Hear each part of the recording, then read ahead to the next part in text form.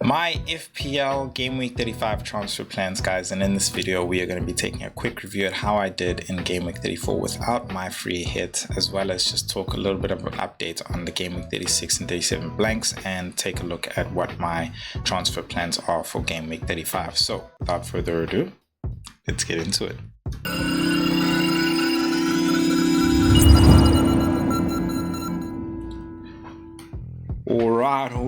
Alright, guys, another green arrow so far. All respect to the upcoming game, which is the last one, which is Brentford versus Nottingham Forest. I think the player that can definitely hurt me there is, of course, Mbeumo. Yeah, he can definitely hurt my rank, probably even chop it into half from that 50,000 green arrow, probably 25. But I think even after that game, I should still have a green arrow. It might just be smaller, but I think the green arrow is secure. Very unfortunate though in terms of the way things went up for me. I think Liverpool conceding really sucked, but through the defense, Trippier really came through for me. It really would have been better if a lot of people went for Livramento, but I think they had faith in Trippier, so that worked out. The equalizer there for Manchester United, I just felt like that extra 9 minutes was uncalled for, but I mean there was a lot of delay, with the VAR checking and everything as well, so I totally understand. I just felt like it was another one of those games where Man United was the favor was with them, and then Aït-Nouri coming through doing what he's been doing, scoring double digits in defense as well. Really a great asset, great pick to have gone on with if you were on free hit. Mo Salah coming through, having not captained him, honestly he did just as much as I needed him to do and not to hurt me too much, so he scored just about 8 points, and then Semenyo coming through and scoring 9 points again, gutted by the equalizer because he was close to about a 10-pointer, and that 1 point makes a difference, bro. But that equalizer chopped me because it was -4 from Kirkes, -1 from Semenyo. And then you also so that's 5 points. And then you also got to take into consideration Evan Nelson getting his red card as well. So, man. Yeah, that was also another -3. So that's almost 10 points gone, bruh. Yes. Hey. And then Gordon coming on in the second half and never doing anything much. So he's a guy I'm really looking to take out. Bowen coming in, he was the transfer that came in for me this game week. Had faith in him and he's been delivering. He's in form. Really happy with that transfer as well. I think I'm ahead of people on that point, but I'm mostly sure that people would either be bringing him or Mbeumo in because of their good fixtures. Isak coming through and scoring as well, and assisting, scoring with that penalty. I think I was very lucky to get that, to be honest, and Salah, if Isak didn't get a return, and the thing that irritates me was my captaincy was on Isak or Cunha, and I was just I'd said to myself, bro, these guys, these premiums, they haven't been delivering when it comes to captaincy. They just haven't been. So put it on Cunha, and I'm just nah, bro, Salah couldn't do it. What makes me think Cunha could do it? Anyway, Cunha did it. So it is what it is. But it's hurt me so much on the Fantasy Football G League table. You can see there as well. I wanted to do things a bit different because I feel like there's a whole lot that I needed to just share on screen as well in terms of my rank and the table and what I also want to go through as well. So not really going to go through that. I think the gentlemen on top do have some guys from there, like Sal's as well. I'm not sure if one of the guys have Mbeumo or anything, but I do believe they have some defensive players. So I don't think the order will change, maybe. But I'll cover the league table in the team selection. So that is it for my game week 34. Let me know how you guys did with your free hits. If you didn't free hit, let me know how you did, and really would love to know as well.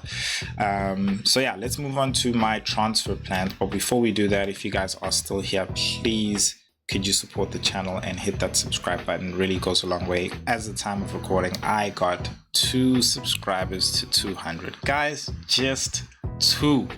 Do you understand? 2 of you could be my 200th subscriber.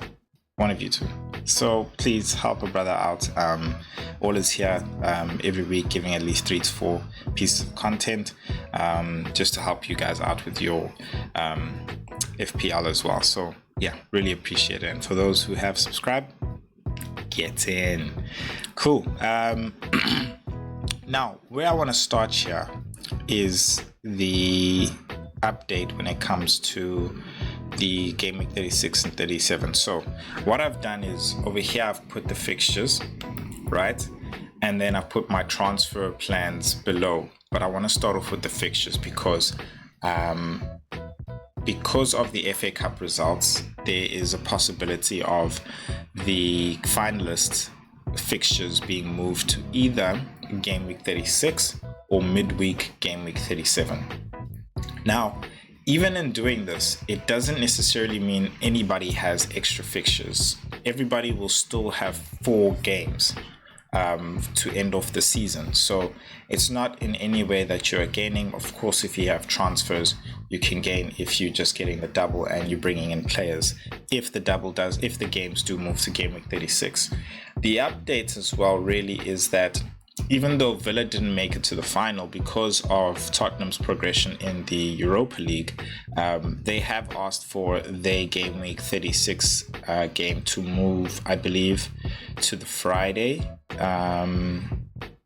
They have asked it to move ahead. So it could move to the Friday of Game Week 37, or it could move to Game Week 36. So that's what you're seeing there at the top here, where the Game Week 37 fixtures are lined and you can see them added onto the Game Week 36 fixtures. Them being lined like that means that this is a possibility, and we just basically have to wait for confirmations as to how they're going to configure them. So that's really the update. I'm not going to act like I'm the guru, Ben Crillon himself, who is also one of the major contributors to Fantasy Football Hub, which is where you're getting all these tools from.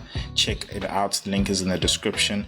There is a 7-day free trial, and after that you can get 30% off if you are loving it as well. So really great tools there, like everything that I'm using here, even the fixture ticket as well. Check that out, link in the description. And then now that we know that, what I also wanted to use the fixture ticket for is really just going like, cool, what team should we be targeting now when it comes to the transfers? Because now I think a lot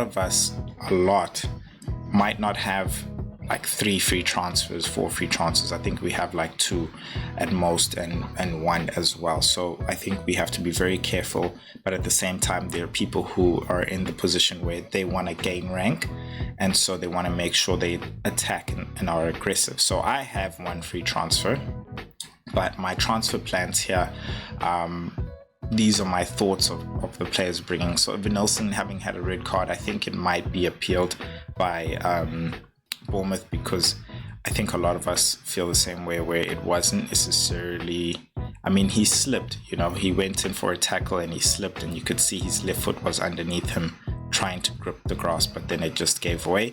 But they gave him the red card, so it gives him a 3-match ban because it becomes a straight red. Now I think I could keep him on the bench for this game particularly, but Wisa is a thought of bringing him in for Evan Olsen, despite him potentially having a double in Game Week 36. Then Saka, because of his involvement and in Champions League and them trying to just manage his minutes, I don't necessarily think now it's really about the hamstring injury. I think it's really about the commitment to the Premier League, to the Champions League. So KDB not playing in the FA Cup, I felt like was a confirmation that he's really more so in the Premier League team starting 11. So I feel like he's a great differential going into the end of the season. And I feel like if you're looking for a midfield differential, then he's definitely the one to go for if you're looking to gain. I think if you're looking to protect your rank more so, then Mbeumo is definitely the direction you would go in. He's also cheaper as well. And that is my thought when it comes to Gordon, because Gordon as well is another player that I have who is not necessarily secured for minutes. It's more so for me that, if Gordon was coming in and becoming a super sub, I would definitely keep him. But the guy just hasn't been doing it for me off the bench. Therefore, if he's not doing it off the bench, I don't see why he should start ahead of Barnes or Murphy. So I have to remove him.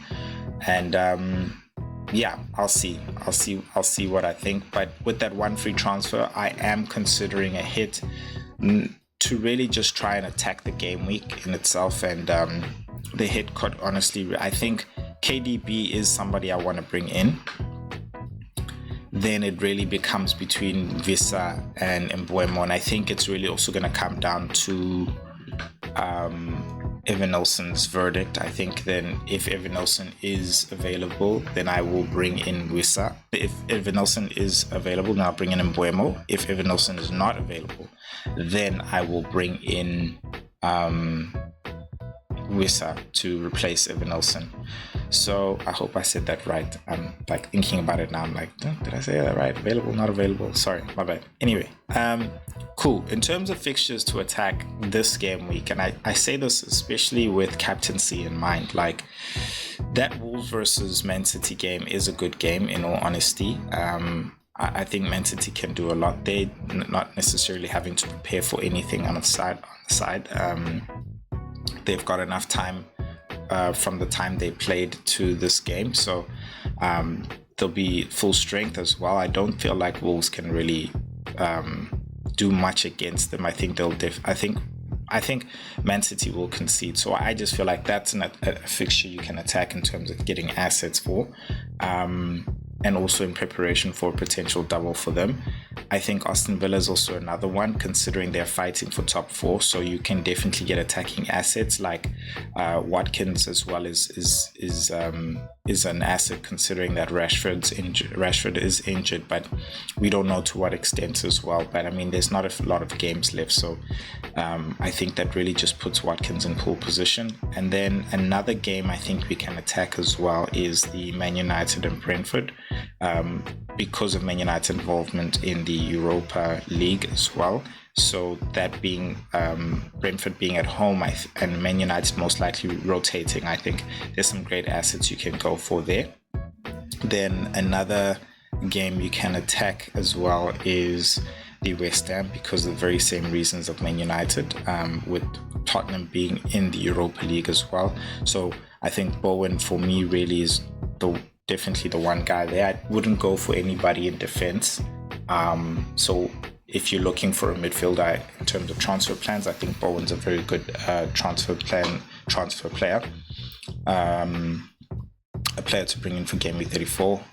Chelsea and Liverpool. Liverpool having won the league, I think things really become a lot more tricky now when it comes to Liverpool assets having won the league now and facing teams that are not necessarily in the position they want to be, and they want to more so fight for, whether it be top 4 or European spots, so top 5, or other European spots.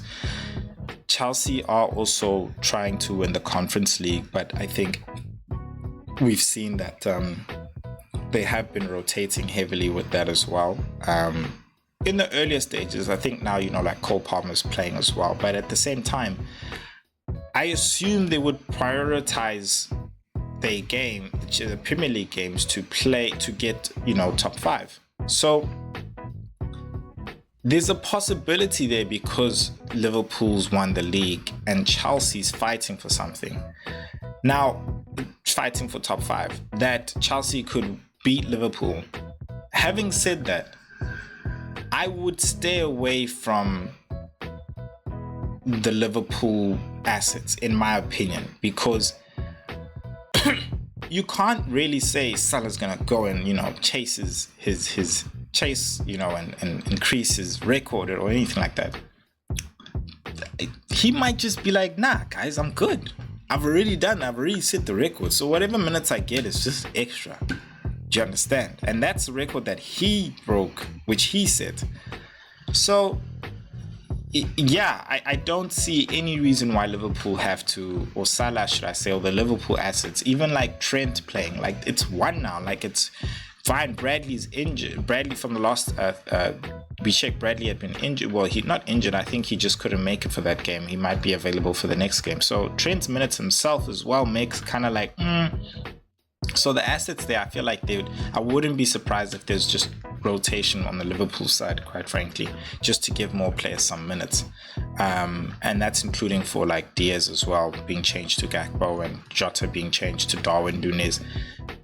It's just, yeah, that's my opinion. And then with Crystal Palace versus Nottingham Forest, I would stay away from that because I just don't know who is really going to come out of that. I think Nottingham Forest is definitely going to be full guns blazing because they're just trying to keep their spots in the top 5. So yeah, that's my thoughts when it comes to fixtures to target and players to bring in terms of game week 35. You guys let me know in the comment section which players you think are the best and fixtures to target for this game week 35 as well. Would love to hear how you also did in game week 34. I will see you guys in the next video. Peace.